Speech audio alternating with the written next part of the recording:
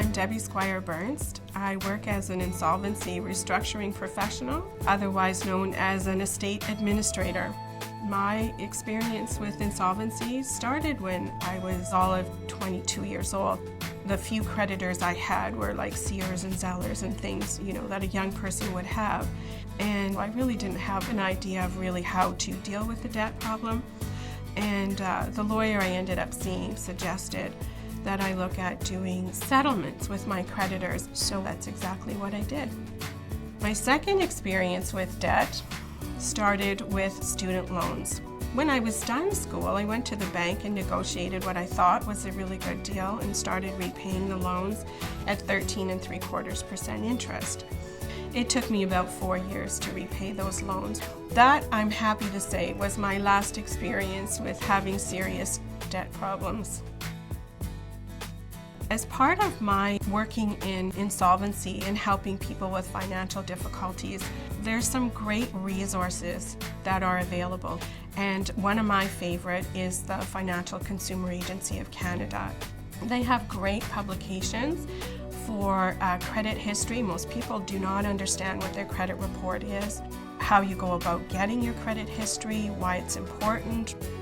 They have publications to deal with almost any type of financing that you're looking at. And my all-time favorite resource of theirs is the credit card comparison. Every kind of credit card that's on the market, they've compared them, all the interest rates, the service fees, and so you can make a really informed decision.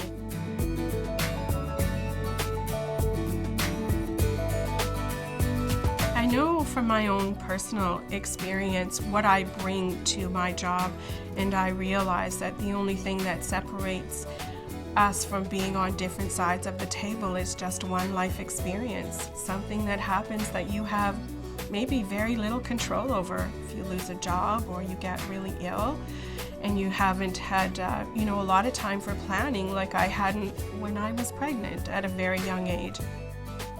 I don't want them to feel shame or embarrassed. I just want them to feel like it's okay to have made a mistake and that there are some things that we can do to help them correct it. Making changes in your life is never easy, but it's always necessary, I think. I made several lifestyle changes, and through all of those things that I've done, I've been really careful about how much it was going to cost and how I was going to get the money to pay for it. You really have to be aware of your responsibility in what you want to get out of that process. And it feels very good to be here.